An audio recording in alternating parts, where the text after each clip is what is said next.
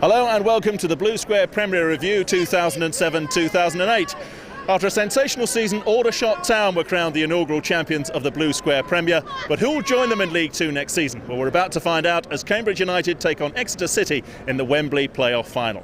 But first, let's head back to August 2007 and remind ourselves how the Blue Square campaign unfolded. A new season and a new name, but for players, managers and supporters in the Blue Square Premier, it was business as usual. The ultimate goal remained the same: promotion to the Football League. Setanta's pioneering new footage would bring the watching nation closer to the action than ever before, while the passion on the pitch and in the stands was even more intense. No goals in the first live game of the new season, however, as Grays Athletic drew at Torquay United, although Aaron O'Connor nearly stole it for the visitors. Cambridge United got off to a strong start, including a 2-1 victory over rivals Oxford United, thanks to Lee Boylan's injury-time winner. Lee Boylan! Burton Albion were also quick out of the blocks, and when Stuart Douglas was sent off for Weymouth at the Wessex Stadium, Nigel Clough's side battled back from a goal down for a well-earned 2-1 win. Sean Harrod bundling home the winner from close range. Burton Albion lead! And it wasn't long before we got our first real drama, as York City and Rushden and Diamonds fought out a 5-goal thriller at Bootham Crescent. Brody's onside, time to bring it down, and scores! Paul Bastock won't be at all happy about that, but it's delight for York, delight for Richard Brodie. Evans clearance, Hatswell, Foster, Challoner, Woodhouse.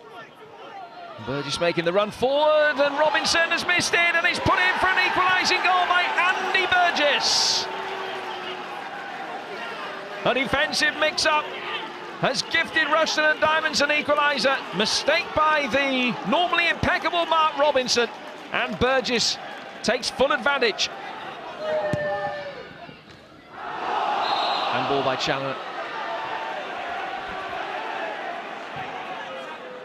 It looks like a recurrence of that hamstring strain that kept Manny Panther out of the last game. Here's Brayson. Wolford! What a good finish on his weaker foot as well. And York regain the lead.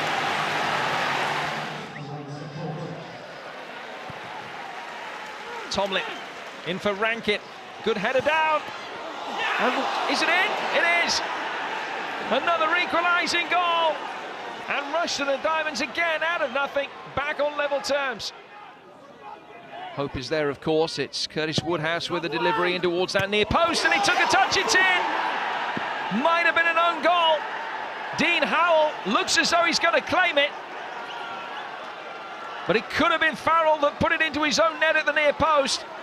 Little that Tom Evans could do about that, and Rushden, out of nothing, have turned this around to lead 3-2. The boys work magnificent. You know, I take my hat off to them. The gaffer's changed the formation, and we've done excellent. So, and the fans as well who've come to support us and watch, you know, come a long way. So, a great performance by it through all, and I'm happy we've got a win. At the end of August, Cambridge were the early pace setters, with Torquay, Exeter and Salisbury also starting well. At the other end, the bottom four already had a familiar look to it. Stafford found themselves at the bottom of the pile.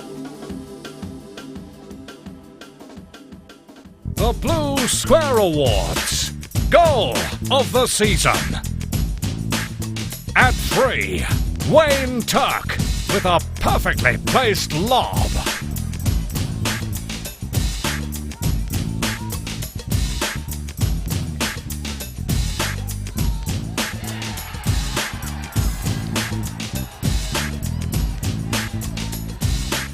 In second place, Michael Welsh.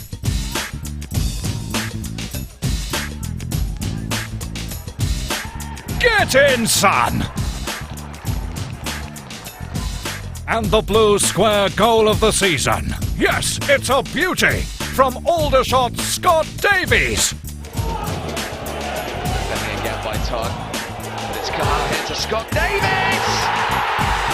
There is to be late drama. Aldershot in the 94th minute have won it. The Blue Square Awards.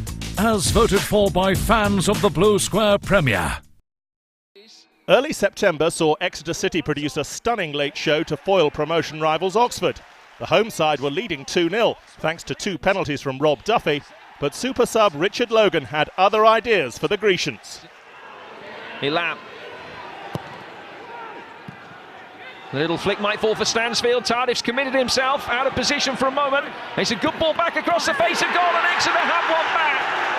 Richard Logan, and has he set up a grandstand finish here at the Kassam Stadium as the deficit is halved? 4 minutes are up. Here's Odebeidi. There was a handball in there.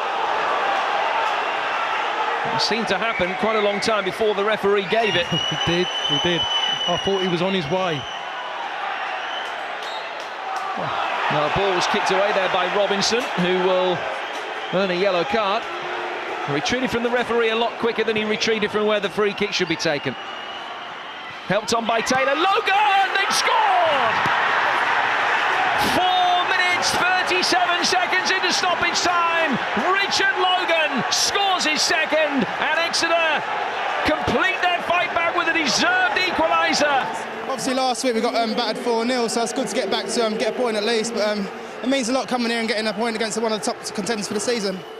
Elsewhere, Halifax Town heaped more misery on Stafford with a come-from-behind 3-2 win. Newcomers Salisbury City consolidated their place in the top 5 with a convincing 3-0 win at Forest Green, while Burton stunned leaders Torquay with a 3-1 victory. However, the Gulls bounced back from the Burton disappointment with an impressive run of 5 straight victories, including an emphatic 5-2 win at Kidderminster Harriers. Torquay's fine run took them to the top of the table, while behind them Aldershot Town's rise to the summit was well underway. Northwich Victoria were propping up the rest at the bottom, while York and Farsley Celtic were struggling to climb away from danger. The Blue Square Awards, Manager of the Season. In third place, Exeter's Paul Tisdale. In second place, Northwich Victoria's Dino Mamria. And the Blue Square Manager of the Season is Aldershot's Gary Waddock. The Blue Square Awards, as voted for by fans of the Blue Square Premier. Torquay's run ended at Ebbsfleet, and when they found themselves 3-0 down by half-time at Oxford, Paul Buckle's men looked to be in danger of self-destructing. But it was already clear by this point of the season that nothing should be ruled out in the Blue Square Premier.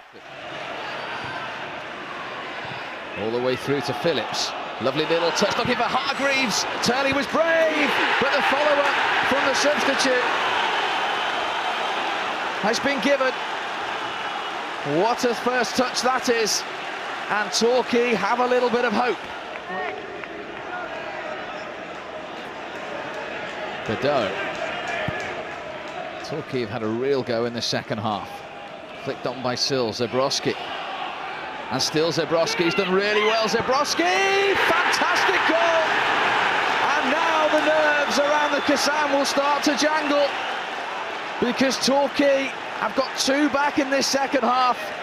And that is the 8th goal of the season for Chris Zebrowski. Well, this is another goal that shouldn't have happened. Sills has won the header there in front of 2 players. He goes past Wilmot. He comes back inside Gilchrist and he puts it over the top of Turley. Janeen's corner cleared comfortably by Mansell, and it'll start a Torquay attack. Zebrowski, such a quick player, still going Zebrowski, decent ball as well. Sills waiting, and Sills scoring. Torquay United have completed the most remarkable comeback, 3-0 down at half-time, but the league's top scorers have found 3 goals in the second half, and they are level at 3-3.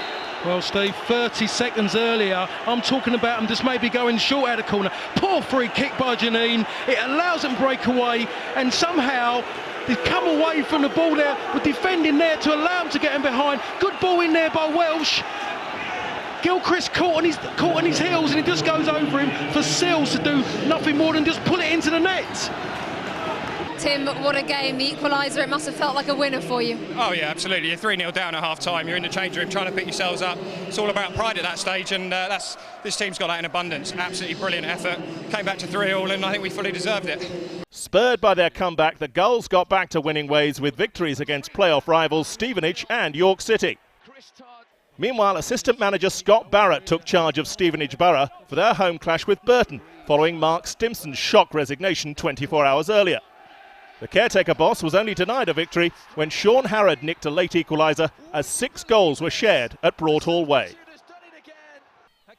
At the bottom, a 2-0 defeat to Woking meant Farsley Celtic remained on the brink of the relegation zone, while struggling Droylsden's impressive 3-1 win over Oxford piled on the pressure for Hughes boss Jim Smith. There's a great ball in, and Droylsden lead through Steve Daly. Aldershot were hot on the heels of early season pace setters Torquay, with Burton, Stevenage and Cambridge amongst the clubs chasing the playoff places. York and Farsley were still struggling at the bottom, and the pair met in early November. Good play by McBreen. Now Brayson. Tremendous tempo to this game early on.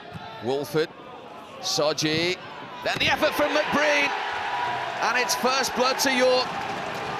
McBreen in his last scheduled game on loan from Scunthorpe scores his second York City goal.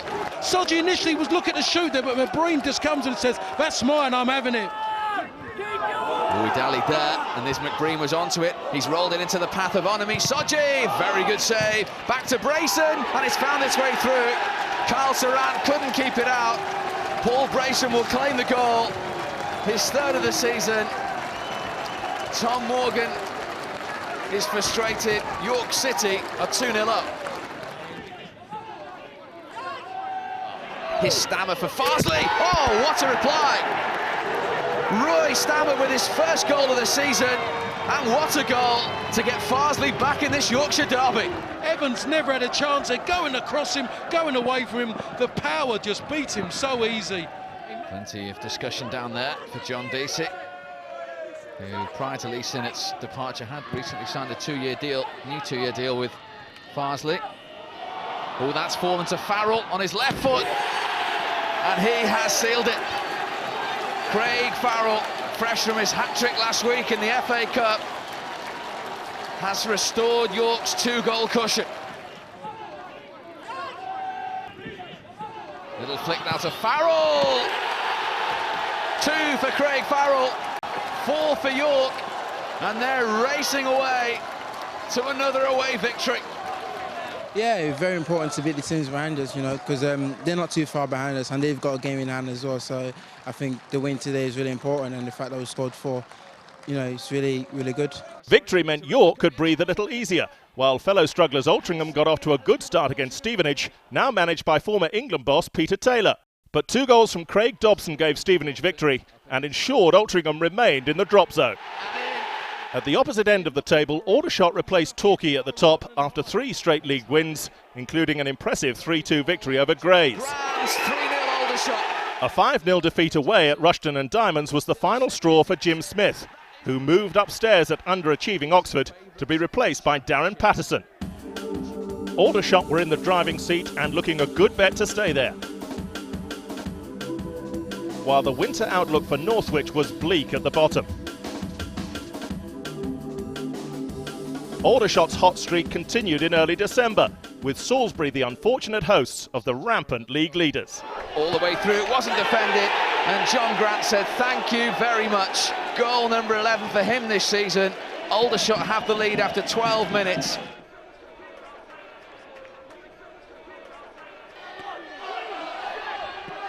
Back in from Chalmers, they still haven't got it clear, and it's another soft goal for Salisbury.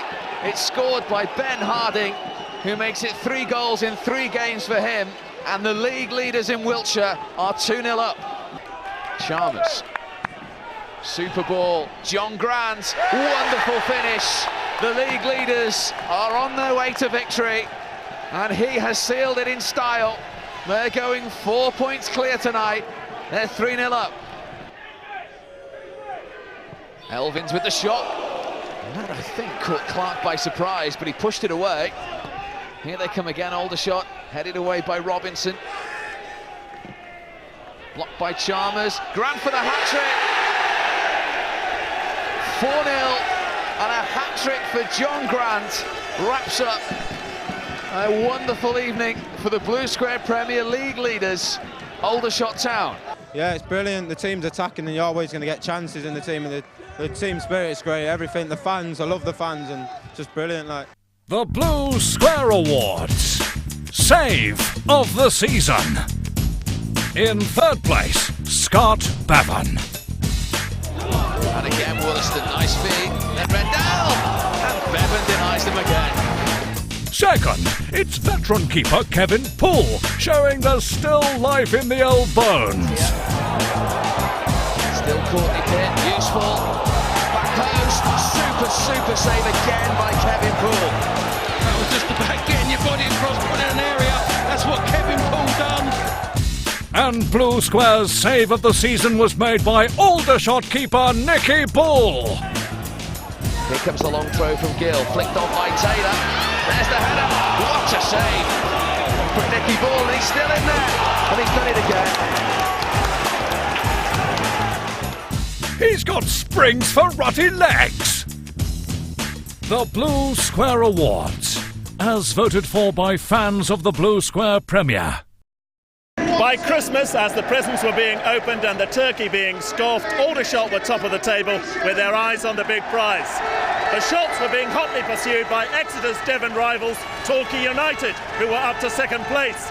But the Grecians managed to dent their neighbours' promotion hopes in the first of 4 league and playoff clashes between the two teams this season. A 7-goal thriller at St James's Park on Boxing Day.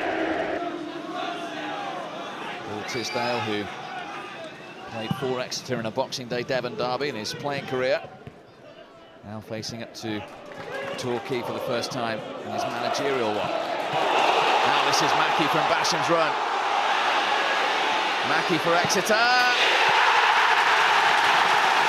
The home fans turn up the volume. Jamie Mackey makes it first blood to Exeter with his 12th of the season. Gill delivers it, deeper one this time. One of the centre-halves got there, Mackey swing his leg, and it's 2-0. And what a moment for the Exeter-born player. Through the ranks, Dean Moxey. Exeter fan, his first taste of a Devon derby, and he scored in it to make it 2-0. That's cleared by Jones. And then there's a chance and there's a goal, and they're back in it, Torquay. And would you believe it, it's the former Exeter City captain, Chris Todd, who scores his 7th Torquay goal against his former club to get them back in the Devon derby. Mackey's run. Moxey waits, so too does Basham. Still Mackey, Carlisle! He appeared from nowhere. And Wayne Carlisle has restored the 2-goal cushion for Exeter. Mansell's corner. Goalkeeper got the first on it, then not the second. Sills was caught late, there'd been a reaction with Seaborn. Oh, and Seaborn's in trouble. Sills down, and Daniel Seaborn is in trouble. He's having a long conversation with Kevin Johnson, who is his assistant on this near side. And the red card has duly been shown to Daniel Seaborn.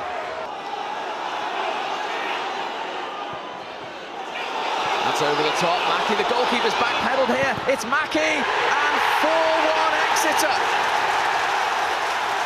Exeter with 10 men have a 3-goal advantage. 2 for Mackey, and they lead 4-1.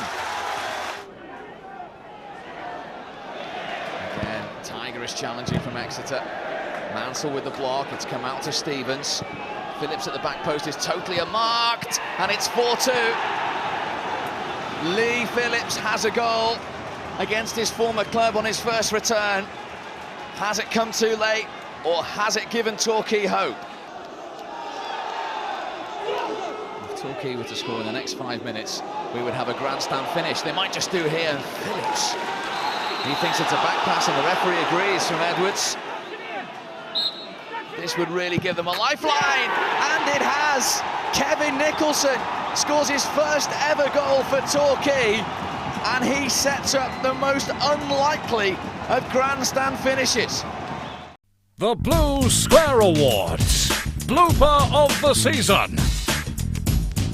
In third place, Paul Jones gets in a pickle with his kicking. Finds Zebrowski though. He's done well with it, just needs a little bit of help and Look at that from the goalkeeper, Zebrowski, and he's put it in. Exeter keeper Andy Marriott thinks he's playing patter cake. Here come Aldershot, who want to wrap up this championship.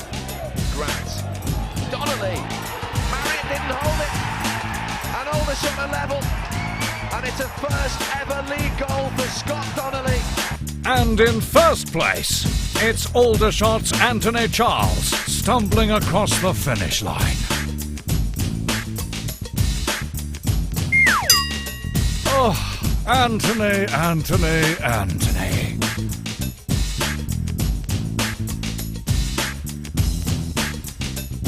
The Blue Square Awards, as voted for by fans of the Blue Square Premier.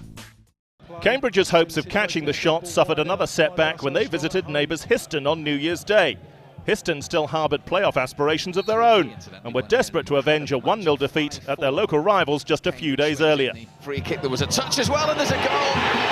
Mitchell King, would you believe that? He came in from nowhere, unmarked, and Matthew Mitchell King scores his first of the season, and he's picked a great time to do so.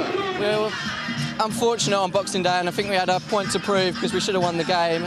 And I think we were even more determined on Boxing Day to prove a lot of people wrong around Cambridge. Elsewhere, Torquay suffer another setback when they lose 2-1 at home to Burton. Nigel Clough's side doing the double over the Gulls.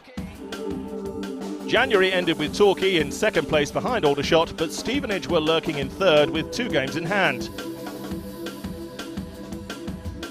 Northwich had put together some New Year form, but they were still a sizable 9 points adrift of Altrincham in the all-important 20th position. Stevenage were the team to watch, but February proved to be a nightmare month for Peter Taylor's men, who would lose against 2 of their promotion rivals, Exeter and Cambridge. But they travelled to the recreation ground later in the month, giving Taylor's team a chance to make up some ground on the league leaders. Back out to Chalmers. Here's Chalmers again. Here's a chance. First blood to Aldershot. Joel Grant with his 4th of the season. The man who got a hat-trick in this fixture last season has given Gary Waddock's side the lead inside 10 minutes.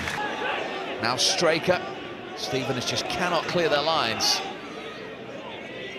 Joel Grant, the goal scorer. Deep cross looking for John Grant, went down, penalty.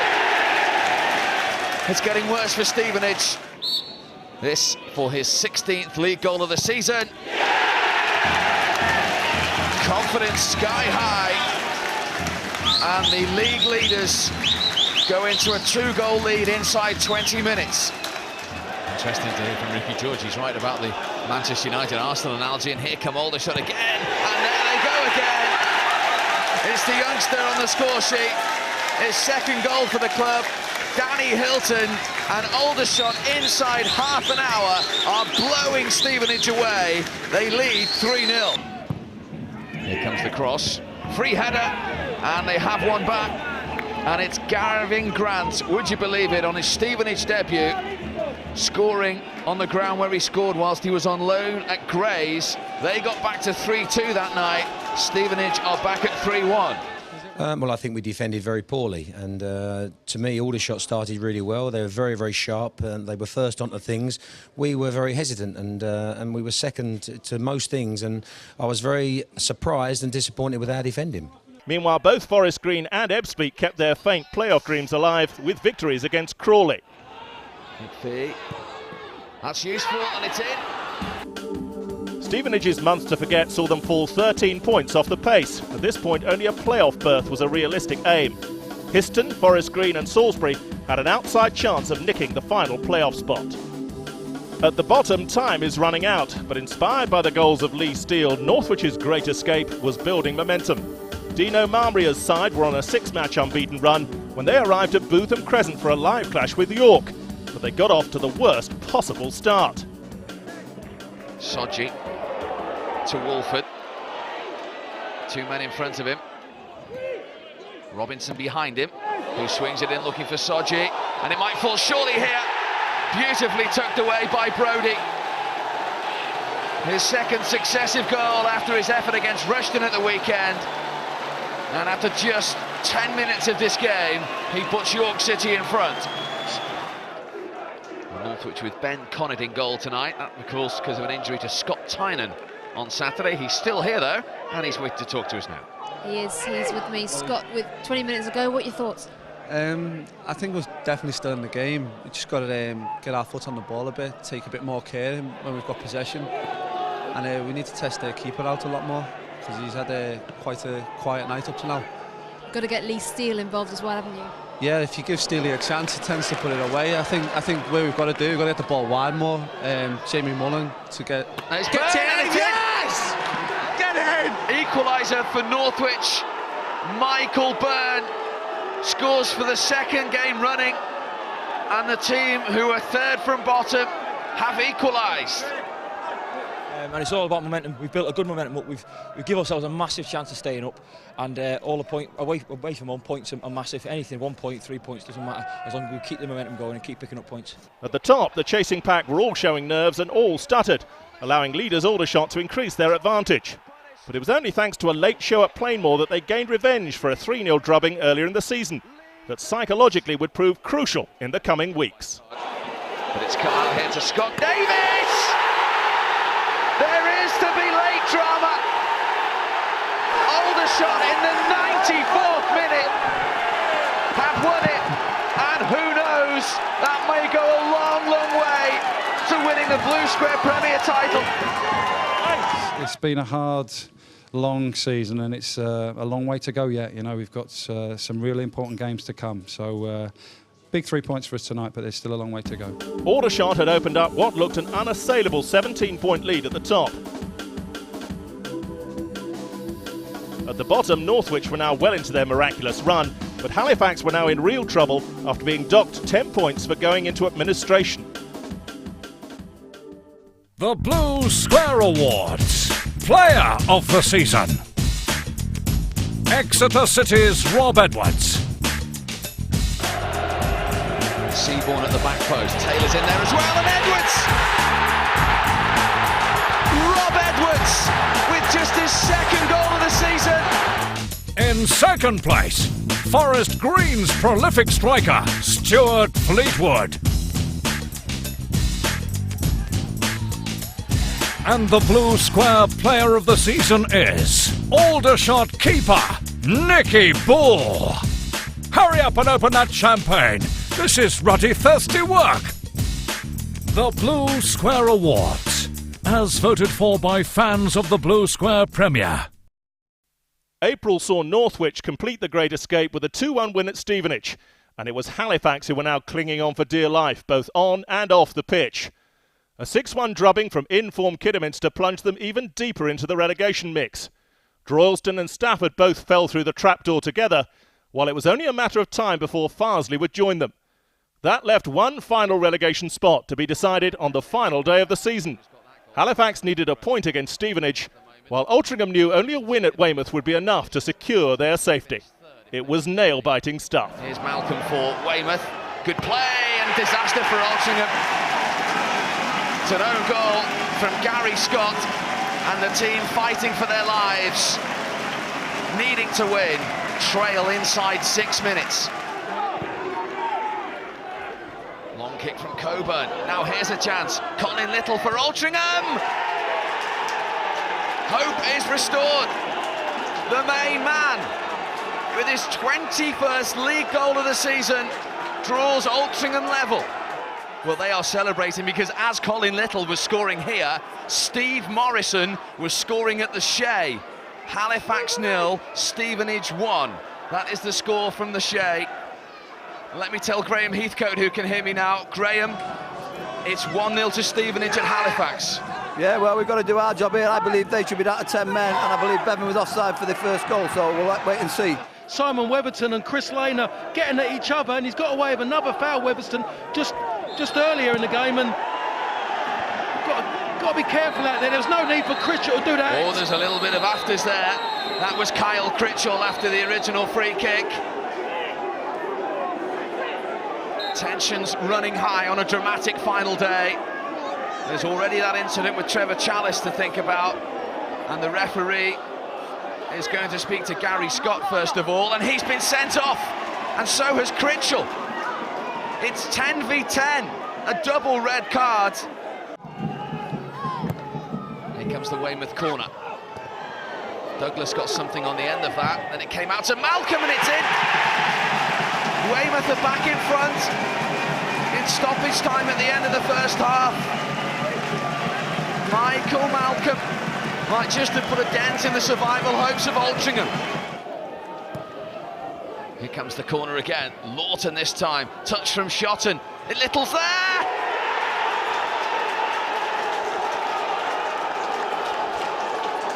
Senior has given them a lifeline. Chris Senior has put it into the back of the net. Altrincham at 2-2. As it stands, one more goal would keep them up. He's had another look at his watch. Altrincham, this is the last chance saloon. In it goes. Goalkeeper comes again and takes. And with it, takes Altrincham out of the Blue Square Premier. The faces of agony say it all. Because the referee blows his whistle. And Altrincham are relegated from the Blue Square Premier. Halifax lose at the Shea, but stay up. And Altrincham, the founder members of the Football Conference, suffer the agony and the heartache. They were one goal away from staying up, and they couldn't quite get there. Tears and emotion from the Manchester club. They gave everything today. The part-timers in a long, hard season. But in the end, at the Wessex Stadium, it just wasn't quite enough. So Halifax had survived on the final day, but there was to be one last twist. The Shea men's ongoing financial issues finally cost them their Blue Square Premier status, meaning that for the third successive season, Altrincham had avoided relegation. It was equally nail-biting at the top. With such a huge advantage, Gary Waddock's Aldershot needed just a point at Exeter midway through April to clinch promotion into the Football League. But the Grecians were in touching distance of the playoffs and weren't going to simply roll over for the champions-elect. It's Adam Stansfield. Without a goal in 7 games, he's picked the perfect match to break that duck, and he's given Exeter City the lead. No motion from Paul Tisdale. He knows there's a long way to go. He knows, at the moment, it would leave Torquay second, as always, Exeter third. And if they stayed like that, it would keep them apart with the possibility of an all-Devon playoff final at Wembley. But there's so many more twists and turns to go yet, all kinds of permutations. Here come Aldershot, who want to wrap up this championship. Grant, Donnelly, Marriott didn't hold it, and Aldershot are level, and it's a first ever league goal for Scott Donnelly on his first league start, and he has the league leaders level. Last few seconds, let's hear from Gary Waddock. Gary, what's going through your mind last few seconds? Blow up. Yeah! The town of Aldershot have waited 16 years for league football, and the wait is over. Gary Waddock has delivered a return to the Football League in his first season in charge. Dismay in 1992 when Aldershot FC went out of business. Aldershot Town began.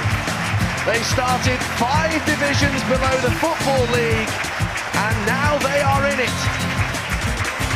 Let the celebrations begin, because Aldershot Town are champions of the Blue Square Premier, and they are heading into the Football League. The boys have done it all season, no one expected us to. Stayed in there,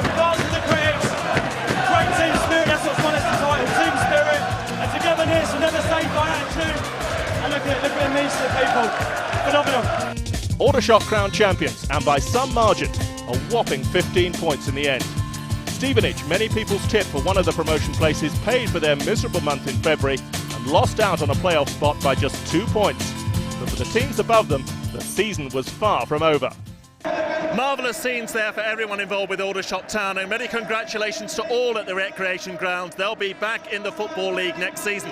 Well, with the Championship trophy won, there was still one promotion place up for grabs via the drama that is the playoffs. Jimmy Quinn's Cambridge United had finished second in the league behind Aldershot, but that meant they had to take their chances in the end-of-season shake-up alongside Burton Albion, Exeter City and Torquay United. This is just the third meeting in 5 years between these two sides.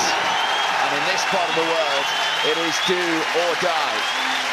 The 120th meeting between these two Devon rivals, and it's a long while since two derbies have carried more importance. Sills won that in the air. Phillips hasn't got a great deal of support at the moment. Lee Phillips heads for the wide area. Did well, found Mansell, who in turn finds Zabrowski. Phillips again, tees it up, Sills!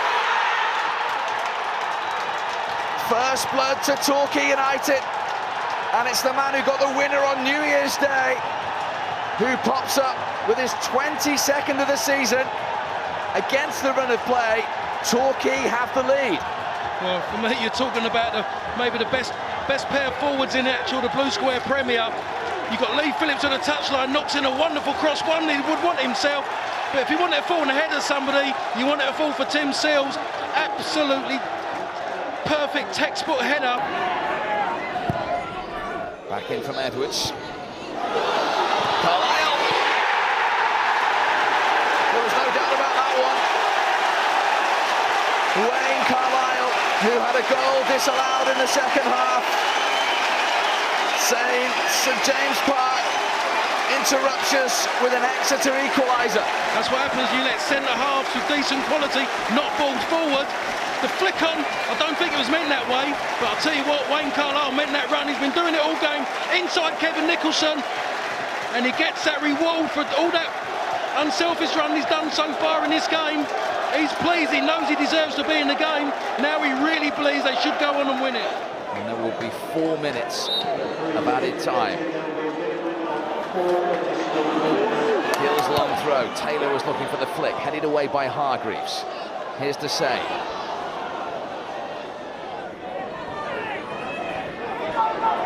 First touch, was it? Second one couldn't find Zabrowski though. Yeah, he's done well there, just need a little bit of help and... Look at that from the goalkeeper, Zabrowski, and he's put it in!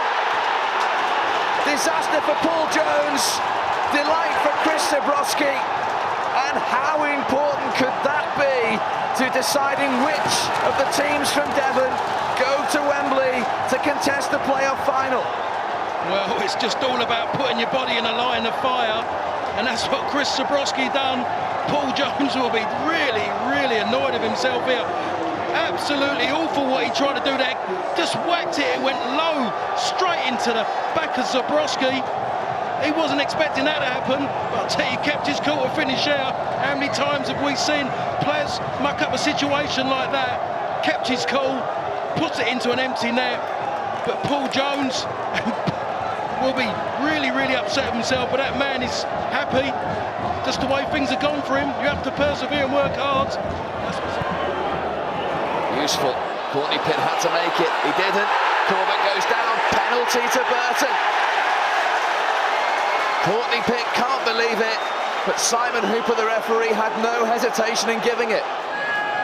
This to give Burton Albion an advantage. Never any doubt. The 29-year-old smashes it home. Advantage Burton. Now Brayford has had one in the back of the net disallowed, one into the arms of the goalkeeper. He's bouncing around in there again. Gilroy delivers. At the back post this time though was Darren Stride. Mr. Burton Albion on his 620th appearance. Scores just his second goal of the season, and it could be a priceless one. I'll tell you what, Steve, it was a cracking header as well. Ball comes in, plenty of pace, just says, come and take me. And there's Darren Stride coming in between two defenders. Wonderful header. Absolutely in between Hatswell and Brown. Got there far too easy. Inside the last quarter of an hour, Cambridge corner. Morrison jumping, Poole trying to block it. Appeals for all kinds there, and he's given the penalty. He's evened it up. It's a Cambridge penalty for handball. A big moment in their quest to get to Wembley. McEvely scores his 4th goal for Cambridge, and they're back in this playoff semi-final. Well, we just talked them before. It was about Darren Stride maybe having that bit of luck when he deflected the ball wide off of Vieira. I'll tell you what, it looks like maybe Cambridge have had a bit of good fortune to get themselves back into this game.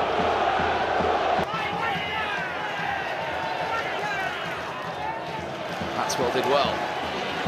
Courtney Pitt onto his right foot, and he was fouled by Corbett, who's furious at that decision, but it's a free kick to Cambridge just outside the penalty area. I think he's furious just because he makes a challenge. He just tries to block the shot. There's nothing wrong with that at all. That's a poor, again, another poor decision by the referee. Lee McEvely has done it again. Penalty, and now a free kick. What a substitution. Cambridge have come from 2 down to make it 2-2. Well, you talk about decisions, but you have to say, you talk about good substitutions as well, but you have to maybe question the decision of the referee. It was a poor decision by the referee to give the free kick. It was a quality free kick by McEvely. Just couldn't get his feet across to get his hand across to the ball. Paul just gets his hand there. Wasn't a strong enough right hand to keep out the net. A lot of pace on the ball from McEvely for the free kick.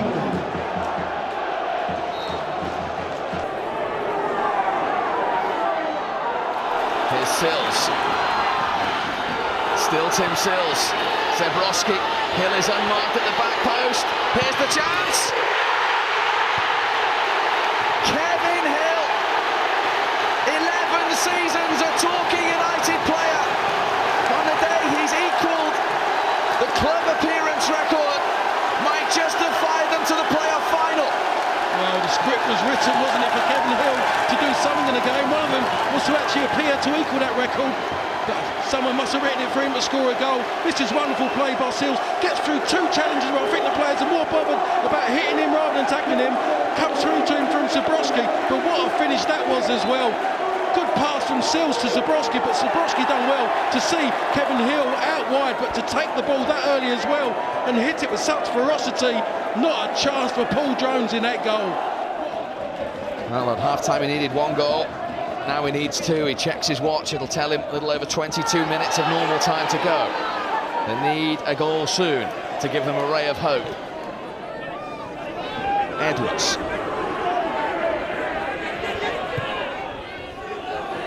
Edwards once more. 4 white shirts in the penalty area. Still Rob Edwards. Ryan Harley. In! Hope for Exeter. Ryan Harley's 2nd goal for the club. The game is back on. Certainly is, and Ryan Harley should run straight to Rob Edwards. That is all about him. He's the one who started it from the halfway line. It was wonderful play. It was by the centre-half come centre midfield player.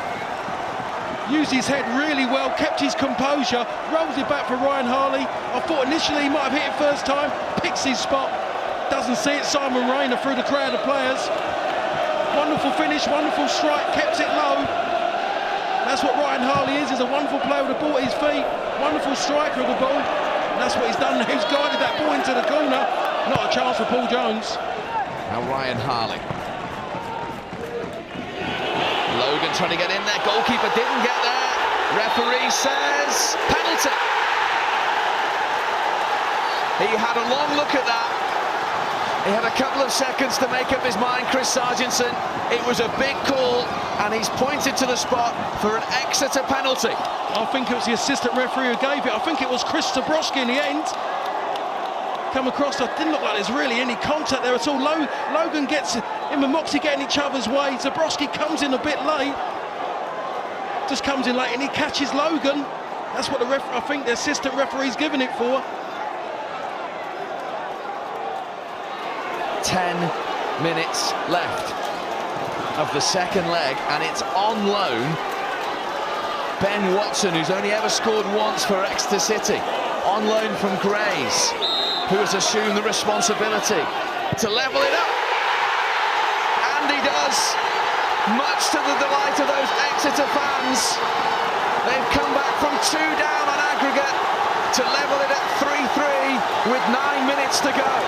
Well, that took a lot for Ben Watson, just coming on the sub and taking a penalty as well. Sometimes it doesn't work for you, but I'll tell you, he took a quality penalty as well. Always looked confident as well. Carlisle, decent cross. Logan's touch! Richard Logan has scored the goal that looks as though it will send Exeter City to Wembley for the second season running. Well, it's about a substitute again. It was about Wayne Carlisle. Done that on 2 occasions earlier. Comes in on his left foot and just puts it into an area that just says, you've got to attack me. And that's what that man done, Richard Logan. That is what he's all about. Being non-existent in the game. But people, if this scoreline stays the same, will be talking about him for a long, long time. Wayne Carlisle cuts back, allowed to do that far too easy. In he comes between the 2 players. What a fantastic header that was. Fantastic header. Not a chance at all for Simon Rayner. Forward boy Mansell. Fouled on Todd, who's now stayed up as an emergency centre forward, taken quickly and too quickly. It didn't reach Phillips, and it's Watson at the other end, and Logan's totally unmarked in the centre if he sees him. Carlisle bursting through as well. This is to really seal it. Carlisle, book your Wembley tickets now. Exeter City are back there to contest the playoff final, where they lost last season. They have the chance to go one better. That's what happens when you're chasing a game. But I'll tell you what, is again Ben Watson kept his head, didn't do anything silly. Everyone's there watching Logan, but he doesn't find Logan. He sees Wayne Carlisle. It was about the free kick, a terrible free kick that was. Rushed it. Ben Watson keeps his head, composure, and just finds Wayne Carlisle. First touch perfect, second touch not maybe fortunate. It's in the back of the net. Who cares? Game over.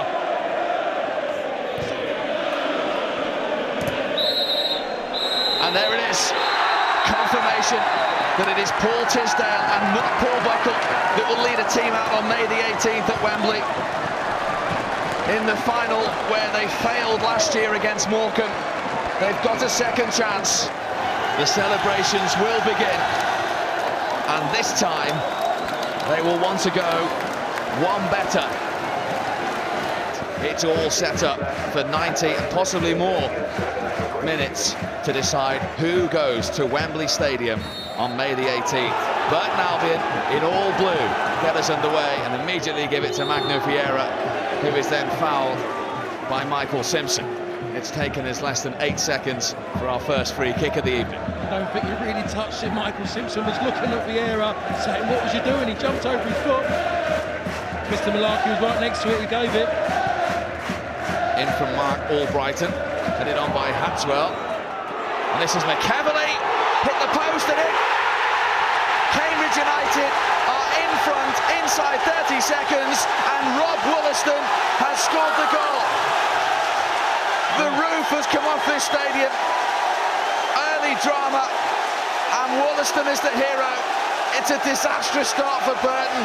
It's a dream start for Cambridge. Well, Nigel Clough's going to have to go for plan B, because plan A is gone now. It was all about not conceding early, allowing McCleverly too much room to get his shot. Good touch on the post by Paul. But there he was, Rob Wollaston following up. Here it comes. It just comes in now. In comes Rob Wollaston. Perfect place to be. If you're going to pick up rebounds, be in and around the 6-yard box. Easy finish in the end. Burton take the corner. They got the touch as well, and they got the goal. Who else but Darrell Clare has brought Burton Albion level. Well, I can't say it has been coming because Burton haven't really looked like they were coming back in the game. But again, it's a set piece against Cambridge. Is at the near post. Shaun Red makes a good run across the front.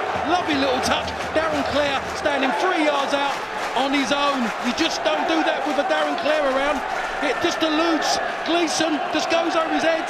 And there's Darren Clare just standing behind him. Lovely touch by a Rad that set it up. Picked up by Danny Brown. Trying to find Courtney Pitt. Courtney going back with him. Pitt's managed to get the cross in.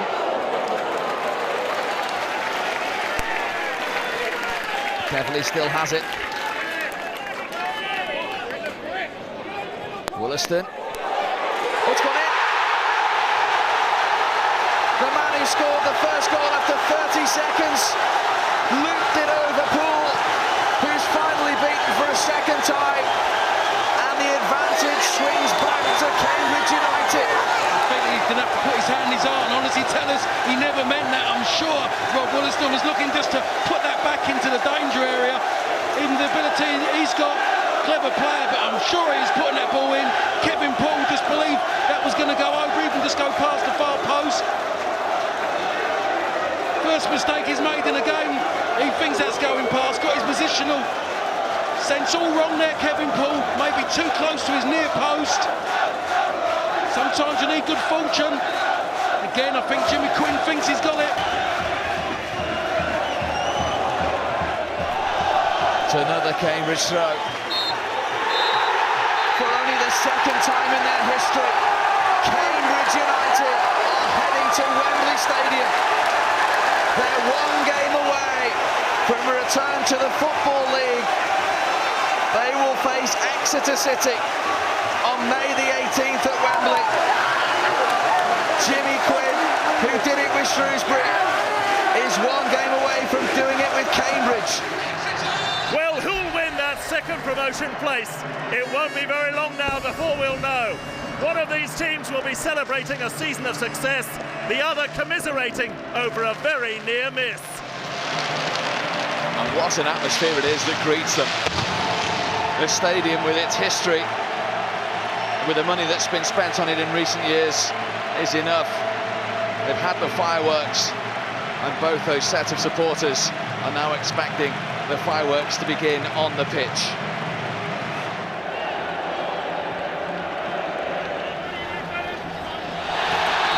That's a foul on Stansfield, right in front of the referee's assistant. Couldn't do anything about it. Courtney Pitt really just comes across, leaves his foot along the floor trying to get the ball. Stansfield's just a little bit too clever. So first set-piece opportunity of the day. Matt Taylor and Seaborn and Edwards all inside the penalty area. Moxey to deliver it for Exeter. There's the flick. Logan went flying in. He thought he might have been impeded. The end result is a Cambridge goal kick. I don't think it was the best of free kicks by Dean Moxey. Gets a touch at a near post, and here comes Logan. Narrowly wide, but that is typical Richard Logan. Seen him score a lot of goals with his head, and he's so unlucky to off a standing jump as well. Fractionally wide. Both these teams are backed by tremendous vocal support today. Cambridge United fans, it's been the talk of the town ever since they beat Burton Albion. And Exeter, who had never been to Wembley until 12 months ago, back for their second trip. Trying to experience the complete opposite feeling from that defeat against Morecambe. Here come Exeter now though. Seaborn wasn't taking any chances in front of his goalkeeper, Paul Jones. I think it was a good decision as well. Paul Jones didn't look confident as that ball come out. Danny Gleeson done well. Lovely little ball back in again for Wollaston. Didn't look really confident for me when it come out, Jones. Good decision by Seaborn to come and do the job for him. Friend again. What a teasing ball. And Mark Peters had to put it behind for a corner. Oh, that was a lovely little ball in by George Friend. There was nothing else Mark Peters could do except just clear his lines anyhow. Everyone bar Boylan back to defend this corner for Cambridge. Harley takes it. Logan's header, big peels for handball, not given. Edwards flashes it wide. Done well there. Rob Edwards just kept his knee over the ball. was on his weaker foot. He got a good connection. We've just seen again, Logan comes with his head, goes across, it hits the back of Albrighton's arm, but in the end doesn't know anything about it. Would have been a soft one if he got that one, Exeter. But again, we see it from this side again. It's again Logan sneaking in. It's a good strike it was as well by Rod Edwards, but it just wasn't on target.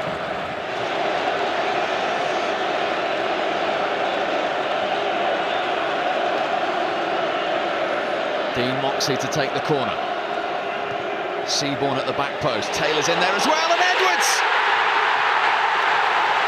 Rob Edwards, with just his second goal of the season, gives Exeter the lead. No one picked him up. And the side that were beaten here 12 months ago get the first goal of the day. And every time that ball has gone into the Cambridge box, they haven't looked confident, haven't defended really well. That ball should never have reached Rob Edwards, but as well, Rob Edwards should never have been on his own. It was an easy finish from the end, but the only reason why it was easy, because he just took a gamble and just expected, maybe even hoped, that the ball was going to reach him. McEvely was caught on his heels. He's pleased. I think he just thinks slightly just might deserve it. They've been a more progressive side. All the big guns are forward for Cambridge again. Albrighton, Hatswell, Peters, McEvely, all in there. Jones made an early decision, he didn't get there again. Peters, and it's off the line by Taylor. The closest Cambridge have come all day. Mark Peters denied his Courtney Pitt, and it's Taylor again with the block, but it was his intervention on the line that kept Exeter's lead intact.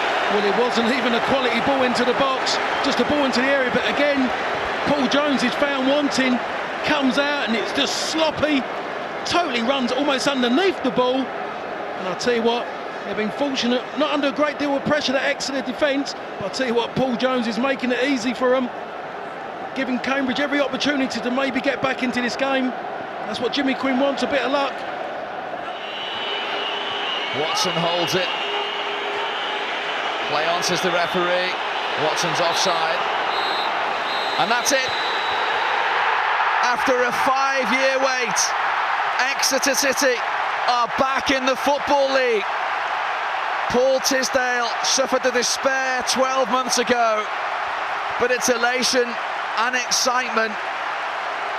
12 months on, they can't believe it.